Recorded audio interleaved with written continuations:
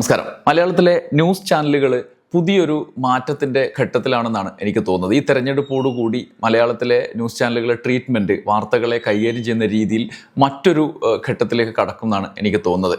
അതിന് അടിസ്ഥാനപരമായി ഒരു പ്രധാന കാരണമുണ്ട്.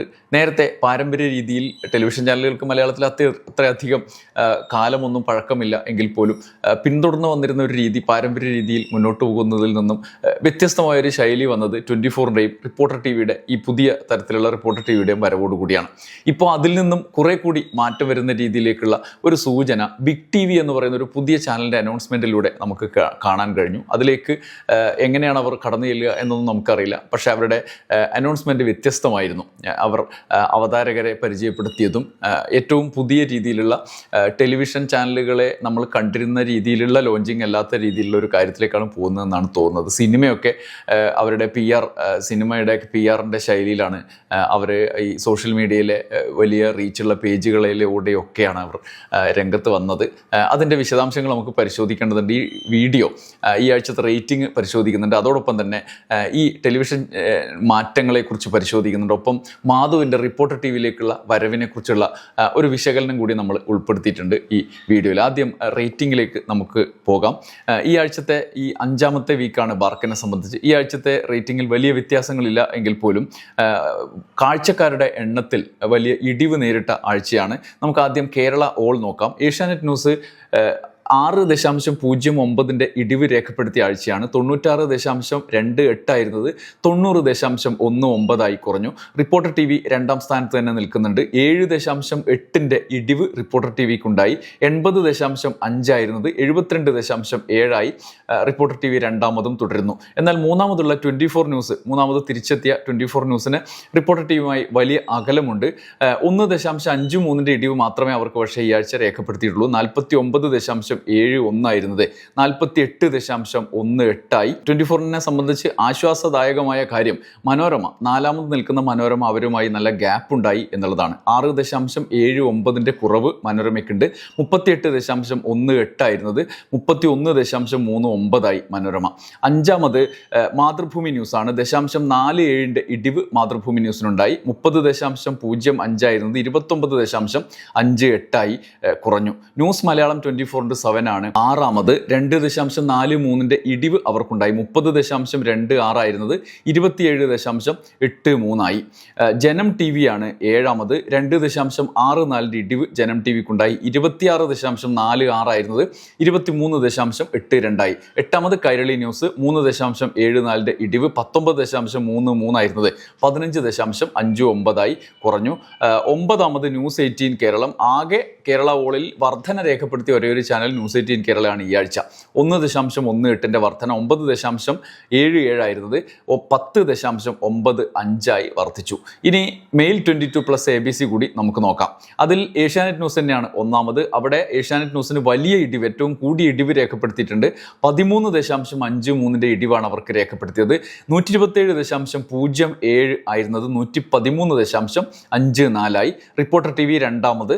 9.87 ഇടിവ്. 101.74 ആയിരുന്നത് 91.87 മൂന്നാമത് 24 ആണ്. 2.25 ഇടിവ് അവർക്ക് രേഖപ്പെടുത്തി. 65.96 ആയിരുന്നത് 63.71 കുറഞ്ഞു. 4ാമത് മനോരമ ന്യൂസ്. 8.78 കുറവ്. 53.77 ആയിരുന്നത് 44.99 കുറഞ്ഞു. 5ാമത് മാതൃഭൂമി ന്യൂസാണ്. 2.46 ഇടിവ് രേഖപ്പെടുത്തി. 41.93 ആയിരുന്നത് 39.47 6ാമത് ന്യൂസ് മലയാളം 24/7 ആണ്. 4.68 ഇടിവ് അവർക്ക് രേഖപ്പെടുത്തി. 35.81 ആയിരുന്നത് 31.13 കുറഞ്ഞു. 7ാമത് ജനം ടി വി 1.76 ഇടിവ് രേഖപ്പെടുത്തി. 33.85 ആയിരുന്നത് 32.09 കുറഞ്ഞു. 8ാമത് കൈരളി ന്യൂസ് 3.88 ഇടിവ്. 28.03 97 25.09 കുറഞ്ഞു. 9ാമത് ന്യൂസ് 18 കേരളയാണ്. 1.55 വർധന അവർക്ക് രേഖപ്പെടുത്തി. 12.12 ആയിരുന്നത് 13.67 വർദ്ധിച്ചു ന്യൂസ് 18 റേറ്റിംഗ്. മൊത്തത്തിൽ കേരള രാഷ്ട്രീയം തെരഞ്ഞെടുപ്പിന് മുമ്പായിട്ടുള്ള ഒരുക്കത്തിലാണ്.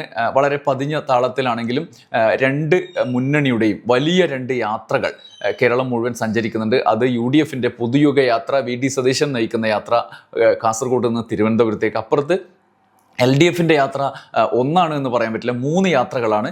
തെക്കൻ, മധ്യം, വടക്കൻ എന്ന് 3 തരത്തിൽ മേഖലാ ജാഥകളായിട്ടാണ് വരുന്നത്. ഒരു ഭാഗത്ത് വിനോയ് വിശ്വം, ജോസ് കെ മാണി മധ്യ കേരളത്തിൽ, വടക്കൻ കേരളത്തിൽ MV ഗോവിന്ദ മാഷും കൂടി നയിക്കുന്ന 3 ജാഥകളാണ്. സതീശൻ്റെ ഒറ്റയ്ക്കുള്ള യാത്രയും നടക്കുന്ന സാഹചര്യമാണ് പ്രധാന വാർത്ത എന്നുള്ള നിലയിലാണ് ഞാൻ പറഞ്ഞത്. പക്ഷേ ഇതിനെ വലിയ തോതിലുള്ള രാഷ്ട്രീയ ചർച്ച എന്നുള്ള നിലയിൽ ന്യൂസ് ചാനലുകളിലെ സ്വാധീനിക്കാൻ കഴിഞ്ഞിട്ടില്ല എന്ന് തെളിയിക്കുന്നതാണ് വ്യൂവേഴ്സിൻ്റെ കാര്യത്തിലുള്ള ഈ വലിയ ഇടിവ് എന്നുള്ളത് പ്രധാനപ്പെട്ട കാര്യമാണ്. ഇതാണ് റേറ്റിംഗിനെ സംബന്ധിച്ച് പറയാനുള്ളത്. രണ്ടാമത്തേത്, ഈ തെരഞ്ഞെടുപ്പിനോടനുബന്ധിച്ച് ലോഞ്ച് ചെയ്യാൻ പോകുന്നു എന്ന് പറയുന്നത് ബിഗ് TVയുടെ അവതാരകരെയൊക്കെ പരിചയപ്പെടുത്തുന്ന ഒരു പ്രത്യേക പരിപാടി അനിൽ അയിരൂരിൻ്റെ നേതൃത്വത്തിലുള്ള ചാനൽ കഴിഞ്ഞ ദിവസം സംഘടിപ്പിച്ചു. അതിൻ്റെ ദൃശ്യങ്ങൾ നമ്മൾ നേരത്തെ ചില സിനിമകളുടെയൊക്കെ പ്രൊമോഷൻ പരിപാടികൾ സംപ്രേഷണം ചെയ്യുന്ന വലിയ റീച്ചുള്ള യൂട്യൂബ്, ഫേസ്ബുക്ക്, സോഷ്യൽ മീഡിയ പേജുകളിലൂടെ നമ്മൾ കണ്ടു. അതായത് ചാനലുകൾ, ന്യൂസ് ചാനലുകൾ പ്രത്യേകിച്ചും നമ്മുടെ മുമ്പിലേക്ക് വന്നിരുന്നത് അവരെ ലോഞ്ച് ചെയ്യുന്നതോടും വലിയൊരു ലോഞ്ചിങ് പരിപാടി, അതിൻ്റെ പിന്നാലെ വലിയ വാർത്തകൾ ബ്രേക്ക് ചെയ്യുന്നതിലൂടെ വലിയ ശ്രദ്ധ നേടുന്നതിലൂടെയാണ് ആളുകളിലേക്ക് എത്തുക. അതിന് നിന്ന് വ്യത്യസ്തമായി ഒരു ഷോ സ്പേസായി ടെലിവിഷനിലെ ന്യൂസ് ചാനലുകൾ മാറുന്നു എന്ന് സൂചിപ്പിക്കുന്നതാണ് ബിഗ് TVയുടെ ഈ അവതാരകരെ പരിചയപ്പെടുത്തിക്കൊണ്ടുള്ള പരിപാടി.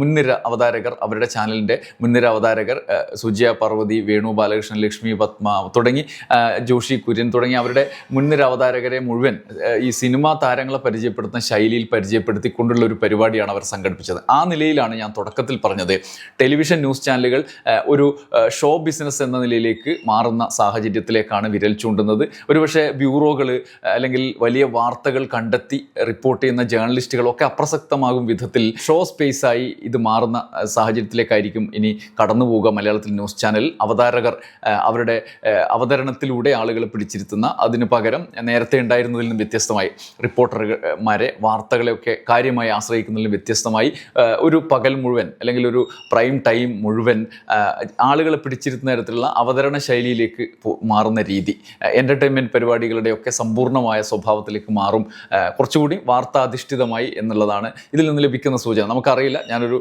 ഇതിൽ നിന്ന് നമുക്ക് ഊഹിച്ച് പറയാവുന്ന ഒരു കാര്യം, നിഗമനം നിങ്ങളുടെ മുമ്പിൽ അവതരിപ്പിച്ചു എന്ന് മാത്രമാണ്. അതുകൊണ്ട് ആ നിലയിലുള്ളൊരു സൂചനയാണ് ബിഗ് TVയുടെ അനൗൺസ്മെൻറ്റിലൂടെ നമുക്ക് ലഭിച്ചത്. ഇനി അവരുടെ വരവ് എങ്ങനെയായിരിക്കും എന്നൊക്കെ കാത്തിരുന്ന് കാണാം.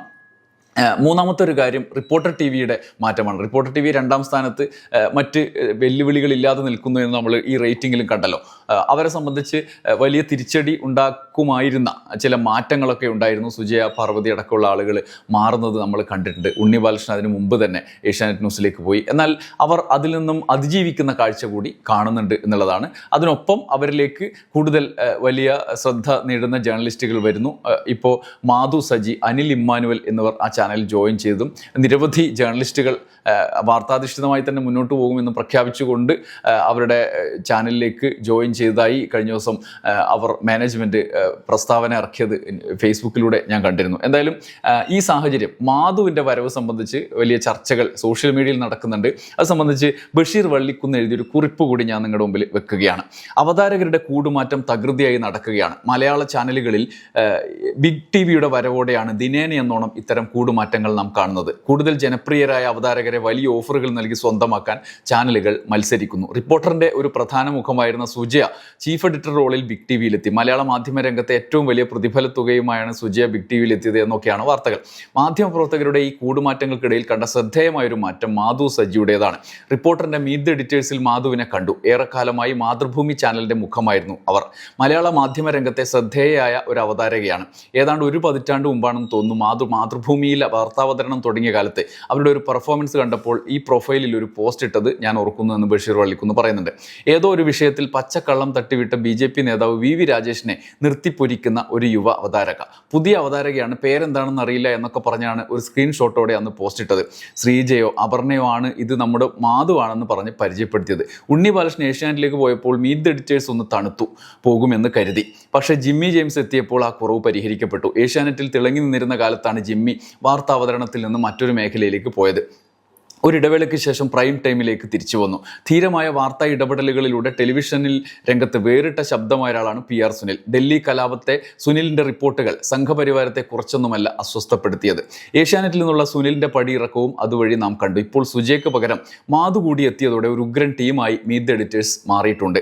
സ്മൃതിയും ജിമ്മിയും ശക്തമായ നിലപാടുകളോടെ അവരുടെ വീക്ഷണങ്ങൾ അവതരിപ്പിക്കും. അരുണും ആൻഡോയും ഏറെക്കുറെ അതിൻ്റെ എതിർപക്ഷത്തും ഉണ്ടാകും. ഇങ്ങനെ ഒരു നല്ല ഡിബേറ്റ് രൂപപ്പെടും. 4-5 മോദി ഭക്തന്മാർ അല്ലെങ്കിൽ CPM വിരുദ്ധർ നിരന്നിരുന്ന് നടത്തുന്ന ഏഷ്യാനെറ്റ് ന്യൂസ് അവറിനേക്കാളും ഒരു വിഷയത്തിൻ്റെ വൈവിധ്യ തലങ്ങൾ മനസ്സിലാക്കാൻ ഇത്തരം ഡിബേറ്റുകളാണ് നല്ലതെന്ന അഭിപ്രായക്കാരനാണ് ഞാൻ. ഒരു സംഖ്യയുടെ കുറവുണ്ടാകും, അതുകൊണ്ട് കുഴപ്പമൊന്നുമില്ല. പൊതുസമൂഹത്തിൽ അത്രയും വിഷം കുറഞ്ഞു കിട്ടും എന്നേ ഉള്ളൂ എന്നാണ് അദ്ദേഹം ബഷീർ വള്ളിക്കുന്ന് പോസ്റ്റ് ഇടുന്നത്. മീറ്റ് ദ എഡിറ്റേഴ്സിൻ്റെ പാനലിസ്റ്റുകളുടെ നിര നോക്കുമ്പോൾ ഒരു ഗംഭീരമായ ഒരു സംഘമായി മാറുന്നു എന്നാണ് ബഷീർ വള്ളിക്കുന്ന് പറയുന്നത്. ഒരു വിഷയത്തെ അടിസ്ഥാനപ്പെടുത്തി ചർച്ച നടത്തുമ്പോൾ അതിൻ്റെ ഏറ്റവും ലഭ്യമായ ആളുകളുടെ മികവിൻ്റെ അടിസ്ഥാനത്തിലുള്ള മികച്ച ചർച്ച കാണാൻ അല്ലെങ്കിൽ വിവരങ്ങൾ ശേഖരിച്ച് നിഗമനത്തിലെത്താൻ വായനക്കാരനെ അല്ലെങ്കിൽ പ്രേക്ഷകനെ പാകപ്പെടുത്തുന്ന സൗകര്യപ്പെടുത്തുന്ന ഒരു പരിപാടി മീറ്റ് ദ എഡിറ്റേഴ്സിനെ മാറ്റാൻ അവർക്ക് കഴിയുന്നു എന്നാണ് ബഷീർ വള്ളിക്കുന്ന് പറയുന്നത്. ഈ സാഹചര്യത്തിലാണ് നമ്മൾ ഈ ആഴ്ചത്തെ റേറ്റിംഗ് നോക്കിയത്. ഒരുപക്ഷെ ഒരു പരിധിവരെ ഈ ബഷീറിൻ്റെ നിരീക്ഷണങ്ങളോട് ചേർന്ന് നിൽക്കുന്ന റേറ്റിംഗ് നമുക്ക് ബാർക്കിൻ്റെ ഭാഗത്തു നിന്ന് കാണുന്നുണ്ട്. കാരണം റിപ്പോർട്ടർ TV ഇത്രയൊക്കെ ആളുകൾ പോയിട്ടും അവർക്ക് 2ാം സ്ഥാനത്ത് മറ്റു വെല്ലുവിളികളില്ലാതെ നിലനിൽക്കാൻ കഴിയുന്നു എന്നുള്ളത് വലിയ അകൽച്ച, 3ാം സ്ഥാനത്തിരിക്കുന്ന ചാനലുമായി നല്ല പോയിന്റ് വ്യത്യാസത്തോടെ നിലനിൽക്കാൻ കഴിയുന്നു എന്നുള്ളത് അവരുടെ ഉള്ളടക്കത്തിൻ്റെ കൂടി പ്രത്യേകതയായിട്ട് വേണം കരുതാൻ. നമുക്കറിയില്ല. എന്തായാലും അടുത്ത ആഴ്ച വീണ്ടും കാണാം ബാർക്ക് റേറ്റിംഗും അനുബന്ധ വിശകലനങ്ങളുമായി. നന്ദി, നമസ്കാരം.